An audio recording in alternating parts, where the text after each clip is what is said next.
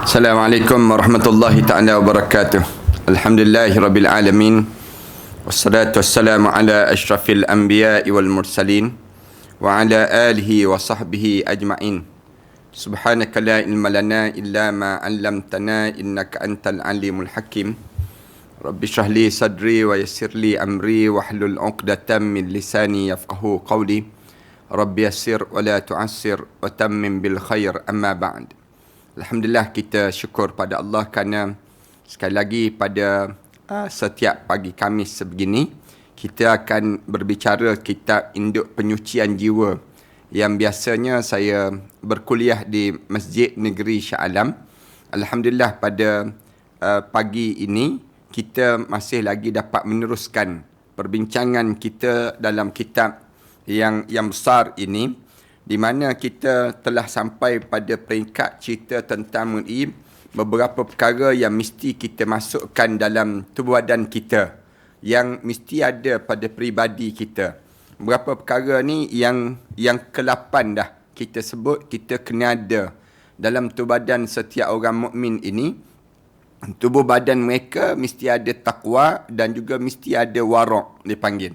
Ini sifat yang mesti kita sentiasa kekalkan dalam tubuh badan kita dengan sifat-sifat sebegini. Takwa kita dah bincang panjang dah. Sebelum daripada ni apa yang dimaksudkan dengan takwa. Kemudian yang seterusnya yang disebut dengan warak. Warak ni biasa orang kita sebut kita ni biar kita ada sifat warak dalam tubuh badan kita. Sifat yang warak ni maknanya kita sentiasa berhati-hati dan berjaga-jaga dalam semua perbuatan dan tingkah laku kita, dalam setiap apa yang kita buat dalam hidup kita ini, kita warak dipanggil. Warak ni maknanya kita sentiasa perhatilah. Mata kita berhati-hati.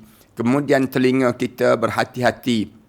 Kemudian dalam tubuh badan kita ni segala benda yang ada pada diri kita ni mesti sentiasa berhati-hati dalam diri kita. Jadi nak tak nak pada diri kita ni kita diajar supaya menjadi manusia yang warak.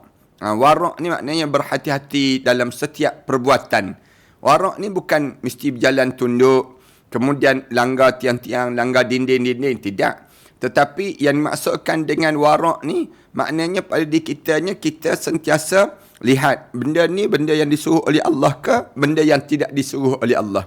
Perbuatan yang kita buat ni semuanya mesti disandarkan pada yang diarahkan oleh Allah. Jangan sekali-kali kita buat satu perbuatan yang menyebabkan Allah Subhanahu Wa Taala tak suka dengan kita dan Allah benci dengan tingkah laku kita. Kenapa? Kerana kitanya tidak warak dipanggil. Ni benda-benda yang kita kena jaga dalam setiap sesi dalam kehidupan kita ni. Kita diajar supaya jaga-jaga tubuh badan kita ini.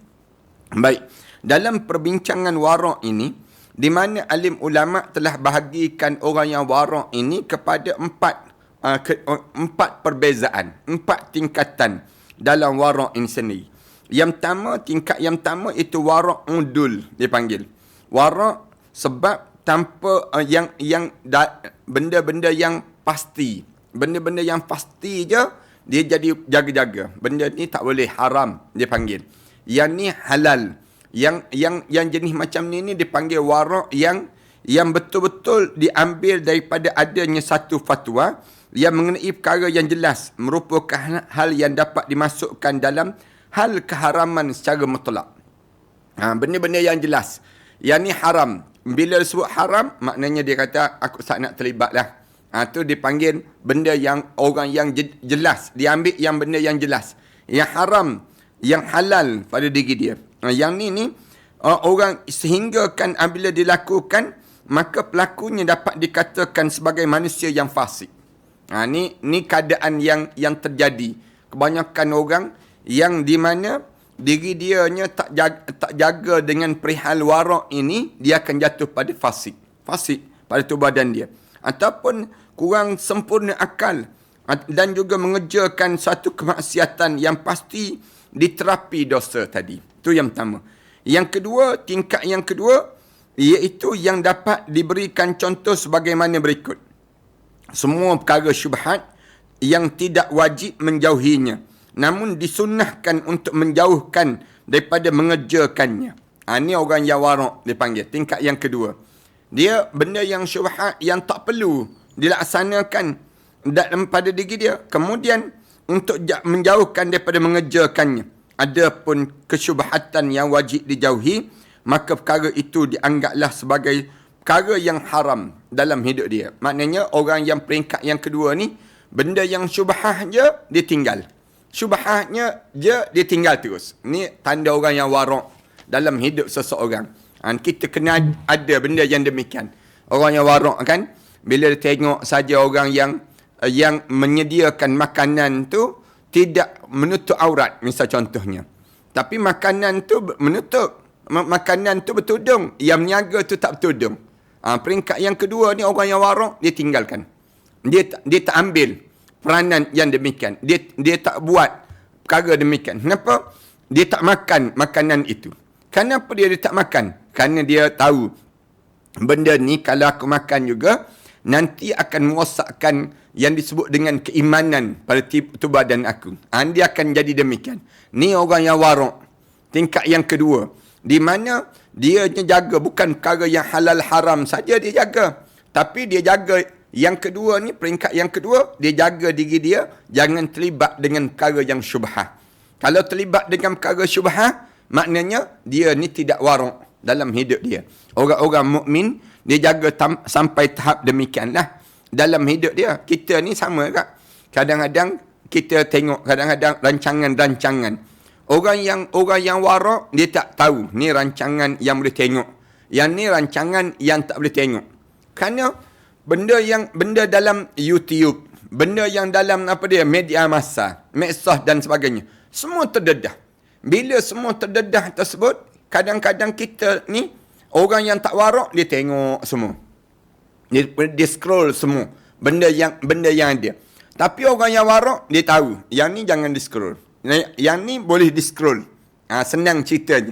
Yang ni boleh ditengok. Yang ni yang tak boleh tengok. Kenapa? Aku takut. Yang ni kalau yang aku tengok benda yang syubhat, kadang-kadang benda yang syubhat je menyebabkan rosak keimanan pada diri aku ni sendiri.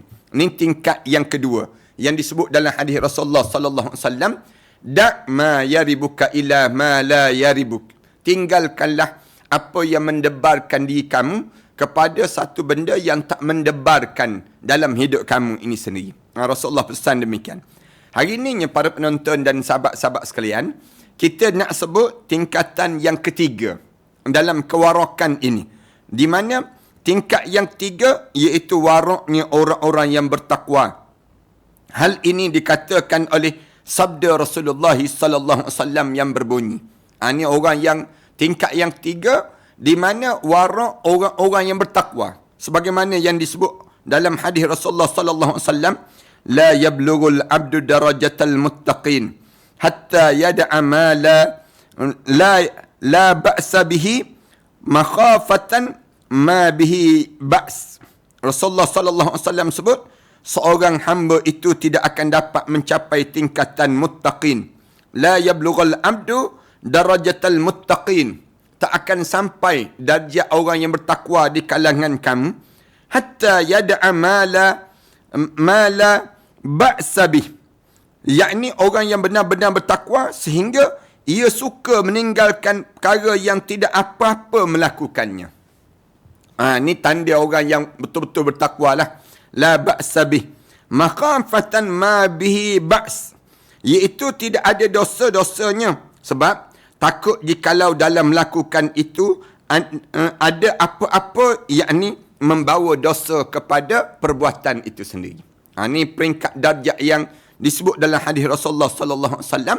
Rasulullah kata, hatta yad'a ma la ba'sa bih. Dia tinggalkan perkara perbuatan yang nampak pada zahirnya macam tak ada dosa. Tapi dia takut kalau sekiranya itu mendatangkan dosa. Misal contoh, kita buat contoh apa dia? Ada orang yang tengok duduk saja-saja. Duduk saja-saja ni, duduk borak saja-saja misal contohnya. Orang yang warak, dia tak duduk saja-saja. Kenapa dia tak duduk saja-saja? Dia takut walaupun duduk saja-saja tu tidak dosa, tidak dosa. Tapi dia takut nanti kalau dalam duduk saja-saja tu, dia mendatangkan dosa. Kan ramai kan di kalangan kita begitu. Di kalangan kita ni kadang-kadang kita tengok satu perbuatan, satu tindakan. Kadang-kadang kita kata, dosa ke benda macam tu? Orang yang warak ni, dia kata, aku benda yang macam tu pun aku tak nak buat. Kenapa? Takut ada dosa. Di sebalik itu. Takut bimbang kalau datangnya dosa di sebalik apa yang dilakukan ini sendiri. Ini orang yang warak. Orang yang warak ni maknanya dia tinggalkan benda yang harus. Benda yang harus tu pun dia tak nak terlibat. Kenapa tak nak terlibat? Nanti kalau dia terlibat, bimbang-bimbang, dia akan membawa dosa dalam hidup dia. Yang menyebabkan dia tinggal. Orang yang warak, dia tak peduli benda-benda yang demikian. Tak nak terlibat. Umar radhiyallahu anhu berkata, kita semua yakni para sahabat Nabi SAW sama meninggalkan 9/10 apa-apa yang sebenarnya halal. Sahabat-sahabat dia jadi demikian. Sayyidina Umar dia sebut, kami ni sahabat-sahabat ni, walaupun benda tu halal, 9/10 kami tinggalkan. Satu je yang kami ikut. Hanya kerana takut kalau kita ni sampai terjerumus dalam keharaman. Ni nak sebutnya gambaran pada mereka nya ialah bahawa takutnya orang yang warak ni dia bimbang-bimbang. Kalau benda tersebut benda yang jatuh haram. Walaupun benda tu nampak halal, nampak boleh tak ada masalah, tapi sebenarnya dia takut perkara-perkara demikian. Misal contoh dalam masyarakat kita kan, tengok TV, tengok televisyen. Orang-orang yang warak sungguh, yang jaga sungguh-sungguh, dia tak nak tengok rancangan yang terbuka. Dia akan pilih. Dia tengok rancangan yang ni. Walaupun rancangan yang dia pilih tu, daripada 10 rancangan, satu je yang dipilih. Kerana rancangan 10 rancangan tu yang halal, tapi satu je yang menjadi pilihan dia. Kan ramai orang kita demikian. Dia ada TV kat rumah dia, bukan tak ada TV. Tapi bukan tak ada televisyen, ada televisyen, tapi dia kata saya nak tengok televisyen ni untuk rancangan agama je. Yang lain tu bukan yang tak boleh tengok. Rancangan masak boleh tengok, rancangan memancing boleh tengok, rancangan-rancangan yang ada hobi-hobi tertentu boleh tengok, tapi dia tak nak tengok. Dia kata, saya beli televisyen ni semata-mata saya nak dengar kuliah. Misal contohnya. Yang lain tu saya tak nak. Ni ada juga orang demikian. Maknanya apa dia? Dia bimbang, takut terjerumus dalam perkara yang diharamkan oleh Allah. Ada orang, dia tak beli terus televisyen. Walaupun beli televisyen tu halal, tak jadi masalah pun. Tapi benda apa dia? Dia takut kalau anak dia, kalau keluarga dia terjebak dengan benda-benda yang tak baik. Macam-macam gaya dah. Dalam dunia kita ni, orang yang warak sungguh. Dia kata, saya Ustaz, tak nak terlibat langsung benda-benda yang demikian. Ni orang yang warak. Warak ni lah yang diajar dalam Islam sampai peringkat bila kita ni warak, kita tak makan rasuah. Bila kita warak, kita tak akan menipu orang. Katakanlah bila kita warak, dalam diri kita ni warak, maknanya kita berhati-hati dalam hidup kita. Kenapa? Takut nanti kalau aku buat benda ni, nanti masuk neraka aku. Takut nanti masuk neraka aku ni darjat orang yang tinggi di sisi Allah. Orang yang warak betul-betul dalam hidup dia. Orang lain buat tu, orang lain ikut dia lah. Dia nak buat. Tapi aku berhati-hati sungguh-sungguh. Takut aku ni terjebak dengan benda yang diharamkan oleh Allah Subhanahu Wa Taala. Yang menyebabkan dia tak makan rasuah. Dia tak akan menipu. Dia tak akan buat benda yang dilarang oleh Allah. Punca apa dia? Warak yang ada pada diri dia. Ada orang yang mengatakan bahawa ucapan itu berasal daripada Abdullah bin Abbas radhiyallahu anhu. Pun ada juga. Abu Darda berkata, sesungguhnya di antara kesempurnaan takwa ialah apabila seorang hamba itu bertakwa pada Allah dalam seberat debu. Sehingga ia meninggalkan sebahagian dari sesuatu yang ia mengetahui bahawa hal itu adalah halal. Namun, ia enggan mengerjakannya. Sebab takut kalau hal itu adalah hal yang haram. Sehingga keengganan tadi akan merupakan tabir antara ia sendiri dengan neraka itu sendiri. Ni orang yang warak lah. Bila dia betul-betul dalam keadaan sampai peringkat demikian, maka dia jaga-jaga sungguh tu badan dia. Aku tak nak buat benda yang demikian. Kerana bimbang-bimbang kalau sekiranya aku terbuat benda ni, tiba-tiba benda ni haram. Benda ni yang dilarang oleh Allah. Masuk neraka aku disebut. Jadi, warak tu tabir pada diri dia daripada dianya membuat sesuatu perkara yang dilarang oleh Allah Subhanahu wa taala. Al-Hasan bin Ali radhiyallahu anhu, yakni cucu Rasulullah sallallahu alaihi wasallam, sebut di waktu Al-Hasan bin Ali radhiyallahu anhu, bawah lagi pada Al-Hasan bin Ali, cucu Rasulullah sallallahu alaihi wasallam, di waktu mana masih kecil pernah mengambil sebiji kurma sedekah anak pada Sayyidina Ali ni, cucu Rasulullah ni, Hasan ini, dia pernah mengambil sebiji kurma sedekah lalu cuba memakannya. Maka segera Nabi SAW menegahnya dengan menyuarakan kah. Rasulullah sebut demikian, kah. Maksudnya, keluarkanlah daripada mulut kamu. Riwayat Bukhari. Imam Bukhari cerita demikian. Rasulullah pernah tengok cucu dia tu ambil kurma. Kurma tu halal. Bukan kurma tu kurma haram. Tapi yang disebut dengan sedekah. Yang diberi sedekah. Pernah dia, Al-Hasan ni, dia makan kurma tu. Bila dia makan kurma tersebut, Rasulullah pergi dekat dengan dia. Rasulullah sebut, kah. Lu keluarkan. Kamu tak sesuai untuk, kamu tak boleh makan yang ni. Kerana apa dia? Kerana walaupun dia sedekah, tapi keluarga Rasulullah ni, maka tak layak untuk terima sedekah. Keluarga Rasulullah, dia boleh terima hadiah, tapi tak boleh terima sedekah. Dia panggil, walaupun kurma ni halal ke haram? Halal.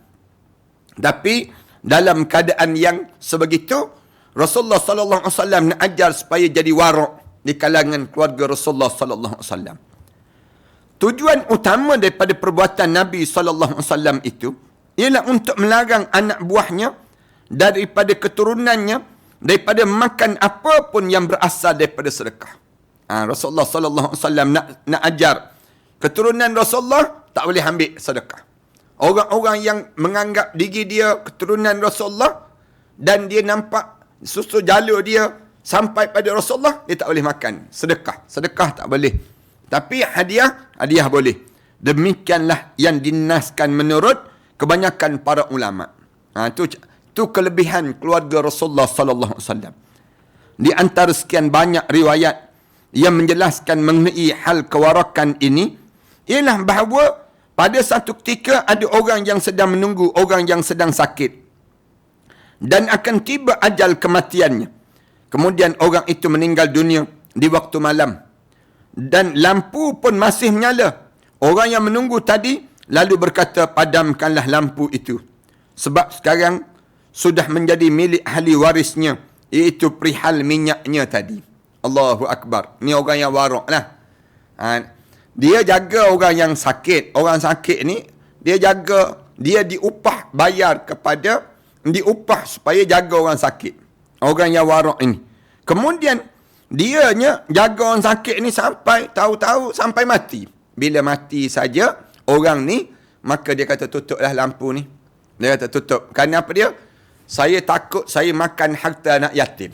Saya takut saya makan harta waris dah. Kerana dia dah mati dah. Bila dia mati, maknanya lampu ni menjadi milik siapa? Milik ahli keluarga dia dah. Menjadi milik, perlu difaraid. Minyak ni datang daripada sumber, apa dia? Sumber daripada keluarga dia dah. Oleh demikian, saya tak nak terlibat. Jadi, saya jaga. Saya tak nak makan daripada sumber yang daripada syubhah dalam hidup ini sendiri. Ni orang yang warak ni. Dia kata, kecuali orang tu bagi tahu. Kami, walaupun dah meninggal dunia, tapi kami tetap benarkan.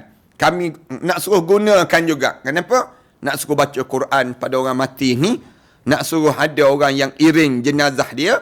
Nak suruh dia dapat manfaat sampai ke dalam kubur nanti. Termasuk dalam masalah kewarakan itu, ialah bersikap warak dalam mengenakan berpakaian dengan cara berhias yang melebihi keperluan. Orang yang warak, dia pakai berpada-pada. Tidak lebih-lebih. tidak bermewah-mewahan, tidak dalam keadaan yang melampau-lampau, sebab dikhawatirkan akan membawa hal-hal yang lain.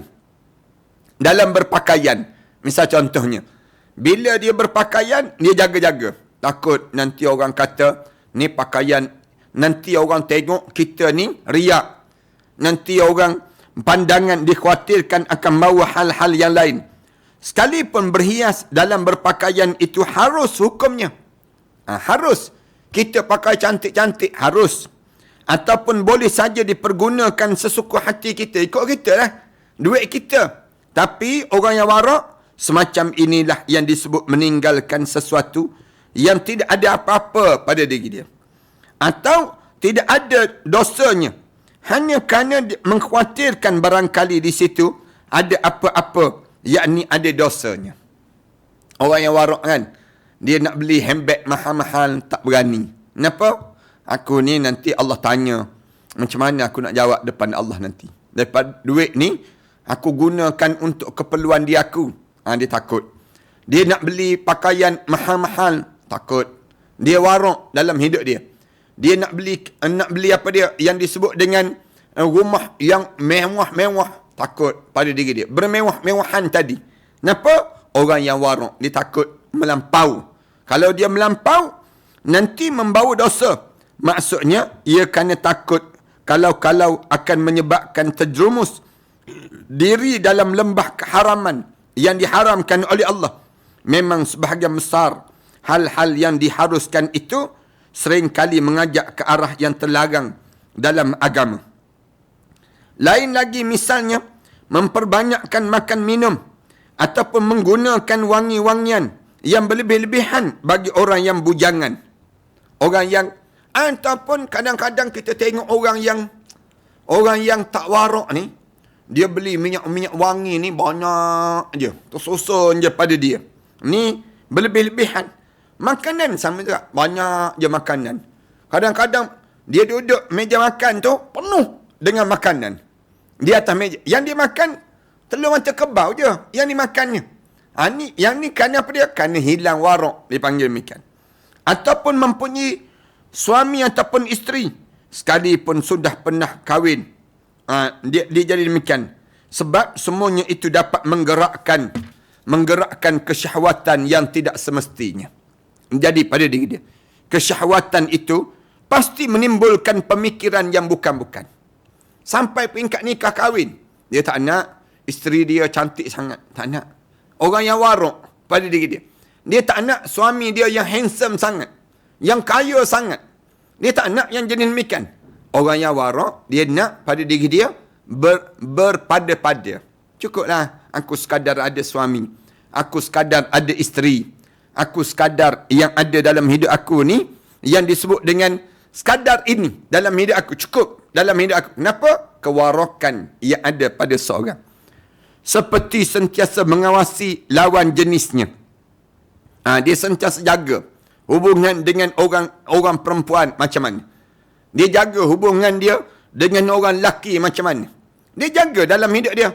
Dan apabila ia terjadi, maka dari masalah yang asalnya hanya melihat, lalu menimbulkan hal-hal lain yang sangat tidak diharapkan. Macam kita masuk dalam grup-grup WhatsApp. Macam kita berada dalam keadaan kumpulan friend list tertentu. Ataupun kita terlibat dengan grup-grup tertentu. Orang yang warak, dia tak nak. Dia tak nak masuk dalam grup WhatsApp yang mencaci maki para alim ulama. Orang yang warak, dia jaga diri dia. Tulisan dia jaga. Dia tak tulis sembarangan. Dia jaga tubuh badan dia. Kenapa dia? Kerana semua tu akan mendatangkan kemudaratan pada masa yang akan datang. Kalau dia nak mesej dengan lawan jenis dia, dia akan berhati-hati cara dia. Dia akan jaga-jaga.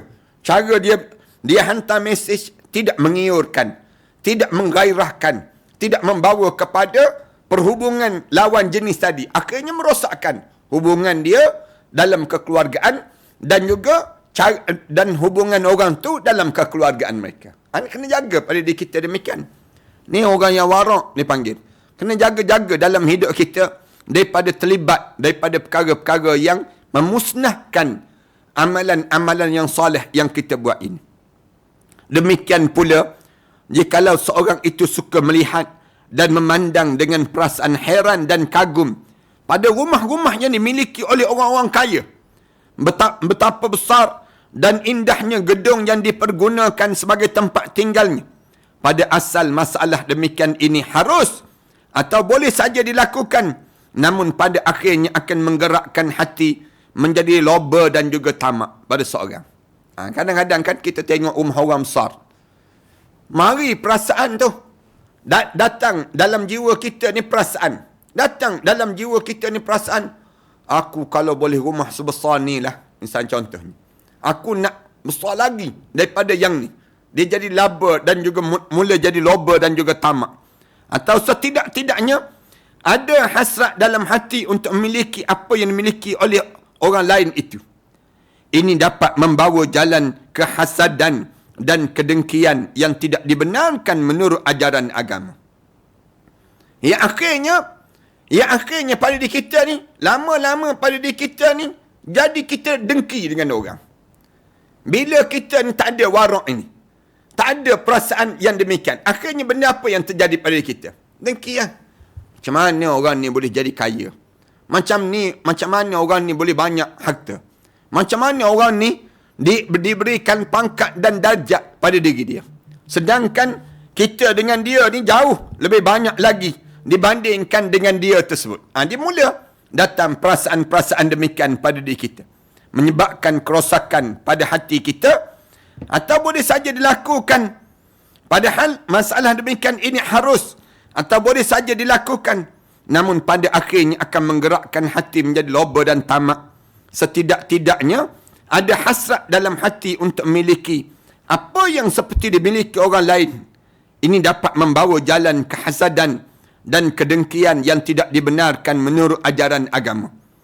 Manakala ini sudah meresap dalam sanubari, maka tidak mustahil akan menumpuk-numpukkan kekayaan yang tidak halal dengan jalan untuk menghasilkannya. Yang ini terjadi semata-mata hanya kerana keinginan hendak mempunyai seperti kepunyaan orang lain. Begitulah sifatnya segala sesuatu yang asalnya harus, jikalau tidak diambil hanya seperlunya saja untuk menghindari yang demikian ini, wajiblah kita sebagai umat Islam menjaga diri daripada bencana dan bahaya yang mungkin akan timbul daripadanya. Dan inilah yang pertama kali perlu kita laksanakan. Selanjutnya kita berhati-hati jangan sampai terperosok dalam keharaman pada diri kita ini sendiri. Ni orang yang warak ni, dia jaga-jaga dah pada diri dia. Jaga, dia tutup awal-awal jalan-jalan demikian. Saya tak nak lah, saya tak begini, dia sentiasa pada diri dia menamatkan diri dia demikian. Kini wajib senantiasa ingat bahawasanya apa yang kita lakukan itu, meskipun halal dan harus, menurut asalnya, sama sekali tidak akan sunyi akibatnya daripada bahaya. Artinya, meskipun sedikit masih juga perlu diperhatikan. Bagaimanakah akibatnya nanti? Agar kita tidak terkena dengan dosa. Malahan apabila sesuatu yang dilakukan itu, amalan ataupun barang yang harus. Tetapi jikalau mengerjakan itu dengan sebab timbulnya kesyahwatan dan keinginan, maka sedikit sekali tidak akan membahayakan diri. Artinya adanya dosa di dalamnya itu sering kali terjadi. Bahkan sedikit sekali, kalau tidak akan terjadi sesuatu yang menyebabkan kemurkaan Allah Ta'ala, pada kita suka melakukannya. Orang-orang yang salaf salihin dahulu enggan sekali mengenakan pakaian yang nipis sekali. Dan mereka berkata, Man raqqun thawbahu raqqun din. Siapa-siapa yang lembut sangat memakai pakaiannya, pakaian dia tu lembut sangat, pakaian dia tu seronok sangat, maka menunjukkan nipis dah agama yang ada pada diri dia. Begitulah agama yang ada padanya. Kenapa? Kerana mereka ni jaga-jaga. Takut nanti menunjukkan kita ni tidak warak dalam hidup kita. Mungkin di kalangan kita ada yang bertanya, mengapa demikian itu amalan mereka? Kita tanya, Allah, begitu halus sekali amalan mereka ni. Kenapa demikian? Jawabnya ialah kerana mereka itu takut akan melampaui segala yang nipis tadi dalam hati mereka. Lalu mudah sekali mengerjakan kesyahwatan dalam hal-hal yang asal mulanya hukumnya memang harus. Kemudian daripada gemarnya berbuat itu dengan terus menerus, maka akibatnya menjurus kepada yang lain. Dan hukum bukan lagi makruh hukumnya, mubah hukumnya. Hal ini disebabkan kerana apa yang harus dan yang haram, ataupun apa-apa yang jawaz dan mahzur ataupun sangat disukai oleh jiwa setiap orang, lalu ditimbulkan pun daripada satu macam kesyahwatan. Selanjutnya, jikalau sudah terbiasa mengerjakan kesyahwatan yang dibolehkan dalam agama, lama-lama lalu orang yang melakukan itu seringkali lalai dan kurang memperhatikan mana yang dibolehkan secara murni dan mana yang dibolehkan, mana yang tidak dibolehkan. Namun akan terjadi hal yang tidak boleh nanti pada akhirnya, kerana telah menganggap ringan segala macam persoalan pada diri dia. Inilah penyebab utama mengapa takut. Sebab ketakwaan itu lalu menjadi takut kerana kewarakan. Jadi semua perkara yang lepas daripada ketakutan semacam di atas itu, maka itulah yang dapat kita katakan suatu yang halal dan amat baik. Melakukannya pun tanpa ada kekhawatiran apa-apa pun pada diri mereka. Faham ke tak faham tu? Di kalangan kita ni. Maknanya apa dia? Orang yang warak ni, dia berhati-hati takut. Walaupun benda tu harus pada peringkat awalnya. Tetapi kalau sekiranya dia tak jaga-jaga, lama-lama yang harus tu jatuh pada benda yang haram juga. Dia orang akan jadi demikianlah pada seorang. Dalam hidup kita ni, bila kita ni tak jaga-jaga, dalam cara kita bercakap, cara berpakaian, cara perbuatan kita ni tak warak, tak jaga-jaga pada kita, lama-lama jatuh pada benda yang haram. Dia akan jadi demikian. Kita misal contoh, kita lewat-lewatkan sembahyang kita. Bila kita lewat-lewatkan sembahyang kita, mula-mula pukul 2, lama-lama pukul 3, zuhur misal contohnya, lama-lama pukul 4, zuhur kita, lama-lama biasa tertinggal solat zuhur kita. Lama-lama kita biarkan diri kita jadi demikian. Jangan. Dalam Islam ni, jangan ajar demikian kita ni. Walaupun benda ni, benda yang dibolehkan. Tetapi kita kena didik diri kita ni, supaya kitanya diajar, supaya kitanya menyelamatkan diri kita daripada terkena perbuatan yang disebut dengan perbuatan yang cuai, dan juga menimbulkan perasaan pada diri kita perkara-perkara yang tidak dibenarkan dalam syarak itu sendiri. Demikianlah warak yang menduduki darjat yang ketiga, yakni semua perkara perlu dikhawatirkan akibatnya sampai menjurus ke arah maksiat sama sekali. Tingkat yang keempat, insya-Allah kita sambung pada minggu yang akan datang nanti. Tingkatan yang keempat, bagaimana warak yang mesti kita lakukan dalam kehidupan kita ini, insya-Allah pada pengajian yang akan datang nantilah, insya-Allah. Aku qouli hadza astaghfirullah li wa lakum.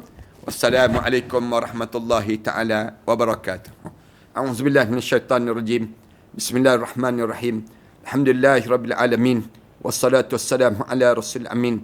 Wa ala alihi wa sahbihi ajma'in. Rabbana aftah bainana wa baina qawmina bilhaq. Wa anta khairul fatihin. Rabbana zalamna anfusana. Wa illam taghfir lana wa tarhamna lanakuna minal khasirin. Rabbana wa tub alayna innaka antat tawwabur rahim. ربنا آتنا في الدنيا حسنة وفي الآخرة حسنة وقنا عذاب النار صلى الله على محمد وعلى آله وصحبه وسلم الحمد لله رب العالمين.